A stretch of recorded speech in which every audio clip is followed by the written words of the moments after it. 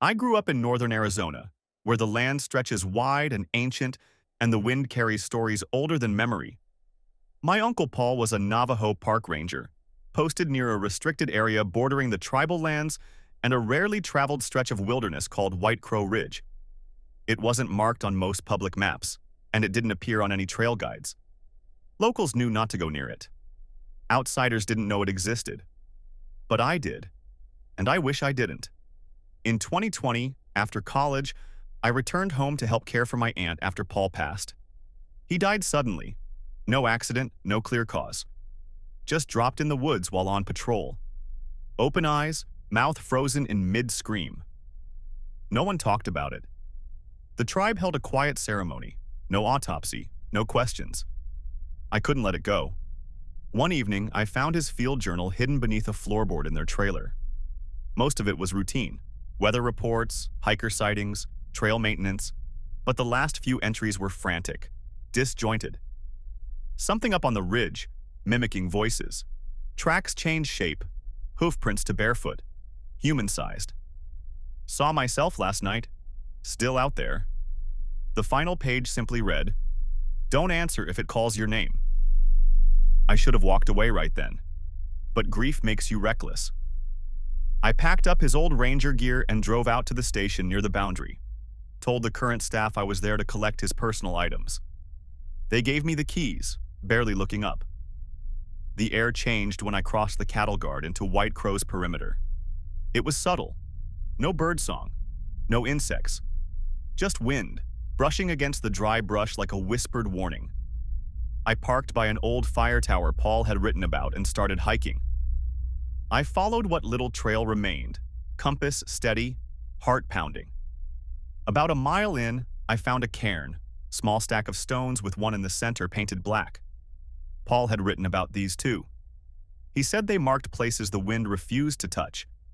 I kept going. Near dusk, I reached a clearing. Something wasn't right. There were no trees in the center, just a ring of bare earth, as if the land itself refused to grow. At the far edge stood a structure. Not a cabin, not a tent. Just a crude shelter made of hides, branches, and bone. Smoke rose from it, despite no fire being visible. And then I heard it. "Danny?"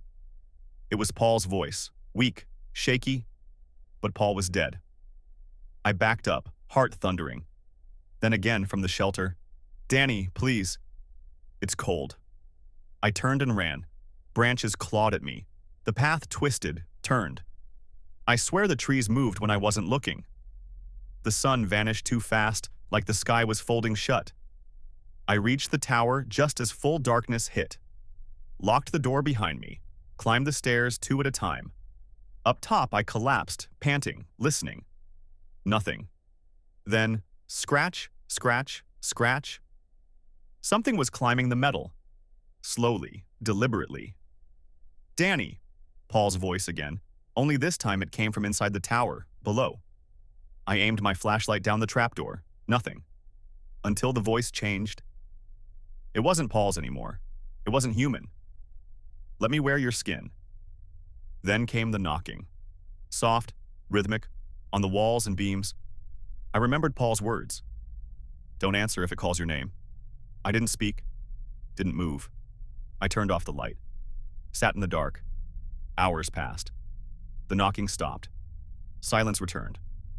At dawn, I climbed down. The air felt normal again. But the earth around the tower was covered in footprints, some human, some not. I made my way back to the truck, trying not to look behind me.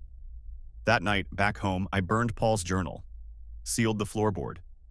But it didn't end. A week later, I woke to scratching at my window. A voice called from outside. "Danny?" It sounded exactly like my aunt. She was asleep in the next room. I stayed frozen, eyes shut. The voice kept calling. Then it laughed. Long, slow, and low. My name's Eli Martinez. I've been a cave surveyor for the Bureau of Land Management for 11 years. My job is mapping cave systems, especially unexplored or dangerous ones on federal land.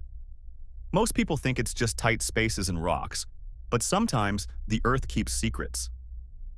This happened in southern Utah, in a place not listed on any tourist map. Locals call it Kawitso, which roughly translates from Navajo to the one that echoes. Not a poetic name, just a warning. A sinkhole had opened unexpectedly in a remote stretch of desert. Our task was simple: investigate the shaft, assess structural risk, log its depth, and report. A routine 2-day job. I was partnered with my coworker Riley, a gearhead and fearless climber. We were both experienced. We didn't scare easy, but the locals warned us. An old man at the gas station near the last stop before the trailhead caught me staring at a map. "You're going out to the hollow," he said. "Just doing a survey," I replied. "Don't go past the drumming. That's the border." Drumming? He didn't elaborate, just stared, then walked away. We hiked 8 miles into the desert. The sinkhole was vast, at least 40 feet wide. A yawning black mouth. No birds, no insects. Even Riley paused, unusually quiet. We set anchors and rappelled in. The first 60 feet were standard: dust, fractured rock, brittle ledges. But then it opened up into a chamber. Massive, silent, unmapped. We shone our lights around. There were bones. Dozens, maybe more. Not just animal, human too. Some recent, some ancient. Most disturbingly, they were piled in deliberate shapes. Circles, spirals, broken spines woven into patterns. I radioed base, no response. Riley said his signal was dead too. Then we heard it. Thump, thump, thump, deep, rhythmic, not machinery, not echoes, like a drumbeat. Riley called out, "Hello? Anyone there?" Silence. Then, my voice echoed back. "Hello? Anyone there?" Only it wasn't just an echo. The timing was off. Too slow. Like something was mimicking us a second too late. Riley called again. "We're surveyors. We're not here to harm anything." Then we heard his voice, again. But this time, it came from a different part of the cave, and it laughed. Not a real laugh. A version of one. Croaky, unnatural. Riley spun his light. "That's not funny, man." I didn't answer. Neither did it. We moved quickly. Wanted to mark the site and climb out, but when we turned to find the rope, it was gone. The entire shaft wall was different. No anchors, no gear. Like the rock had sealed itself. Riley cursed. I tried the backup radio. Dead. And then the voice came again. "Eli, Eli, Eli," like someone dragging their tongue through my name. It was my mother's voice. But she'd been dead 5 years. I told Riley not to respond. "It's not real," I said. "It's trying to separate us." But then it said his name. Riley. This time it sounded like his sister. She'd gone missing when he was a teenager. He froze, dropped his pack. "It can't be her. It can't." I grabbed him. "Don't listen. Move." We ran deeper into the cavern. It made no sense, but there was nowhere else to go. The ground sloped downward. Everything smelled like rot and copper. That's when we saw it. A figure crawling from the dark. Its arms were too long, its legs bent backward. Its face kept changing, like melting clay. It smiled without lips. And it was wearing Riley's jacket. But Riley was standing next to me. It stood, tall, jerky. It didn't blink. Then it spoke. Not in English, not Navajo, not anything I knew. But I understood it. "Give me one of you," Riley screamed and bolted. The thing didn't chase. It turned to me. It tilted its head and slowly began to peel off its face. I ran. I don't know how long I ran, or where. I ended up in a narrow tunnel, crawling, squeezing through sharp stone and stale air. The drumming grew louder. Then, abruptly, it stopped. I emerged in daylight. Same desert. But I was alone. No gear. No sign of the sinkhole. No Riley. Just open sky and silence. When I reached town 2 days later, I was dehydrated and sunburnt. No one believed me. A search team found no sinkhole, no trace. But last month I got a package. No return address. Inside was a photograph. Me and Riley, standing in the cave. Only I don't remember it being taken. My face is turned away, and Riley's eyes are black. Underneath, someone had written in crude block letters, "You made your choice." I still hear the drumming in my sleep. Sometimes I dream of crawling tunnels, of long limbs and wide smiles. And sometimes I wake up facing the corner of my room, still smiling. I grew up on a ranch bordering tribal land in New Mexico, just west of the Carson National Forest. My family raised cattle, kept to ourselves, and respected the land we borrowed. My father always warned me about the forest's edge. "Don't cross the northern fence after sundown," he'd say. "Why?" I asked once. "Because the forest doesn't forget when it's been trespassed." As a kid, I thought it was just folklore, something to keep me close to home. But I learned later that it wasn't a story. It was a warning. It started in the fall of 2019, dry season. Our cattle had been uneasy for weeks. They wouldn't go near the tree line, no matter how green the grazing looked. At night, they huddled together, lowing soft and terrified. We figured a mountain lion or pack of coyotes was stalking nearby, so we set up trail cams and scoped the perimeter. One morning, we found a calf, or what was left of one. It hadn't been eaten. It had been cut. Limbs arranged deliberately in a pattern on the ground. No blood. No tracks. My father's face went pale. He said nothing but started burning sage at the fence line each evening.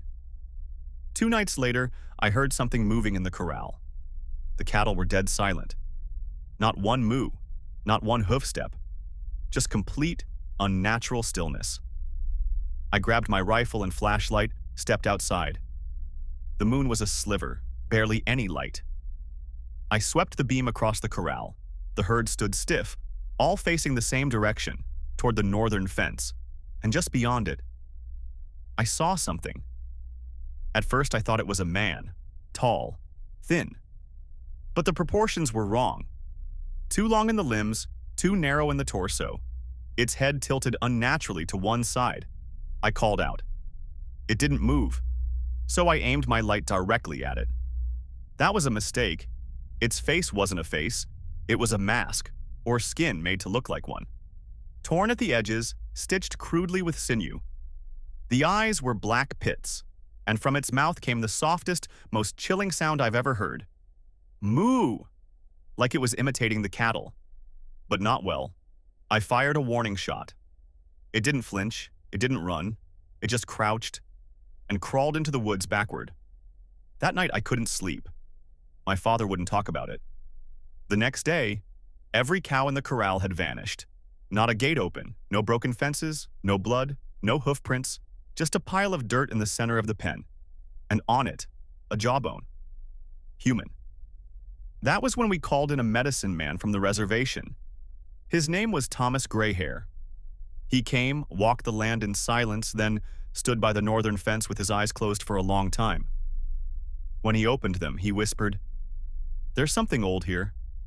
Something wearing many skins."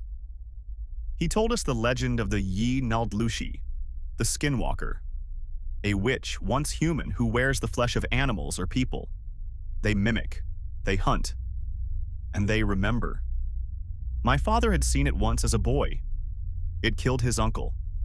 He'd spent his life keeping the land clean, respectful. But someone or something had broken a rule, invited it back. That night, Grayhair stayed in the house with us. He drew symbols with cornmeal and cedar ash, hung deer sinew from every door frame. At 3:12 a.m., we heard the first knock, slow, rhythmic, on the roof. Then the sound of hooves. But it wasn't a horse. Horses don't walk on 2 legs. I peered out the window and saw it, standing in our front yard. It was wearing one of our cows. Not the way a man wears clothes, the way a puppet wears its own skin. Hollowed out, slouched forward, dragging the hind legs like a costume that didn't fit. Its head snapped toward the window, though I made no sound. And it smiled. Skin doesn't smile well. The jaw sagged open, exposing black gums and a row of human teeth inside an animal's mouth. Then it spoke. Eli. My name, in my mother's voice. She'd been dead 3 years. I froze. Gray hair burst into chanting from the kitchen. The thing hissed and retreated, bones cracking as it moved. It dropped to all fours and skittered into the dark, its back legs kicking like a broken deer. We didn't sleep again. The next morning, we found the trail cams, smashed, ripped apart. One had footage left. It showed our entire herd, in the dead of night, walking single file into the forest. But their eyes were open, dead, blank, not blinking, like something was wearing them. We sold the ranch that week, haven't gone back. Gray hair told me something before we left. Skinwalkers don't just kill, they copy, they erase. The more you see them, the more they wear you, until there's nothing left to come back.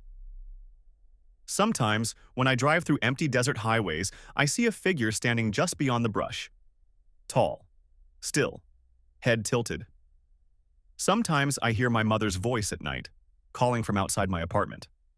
I never open the window, and I never, ever look into the trees after dark.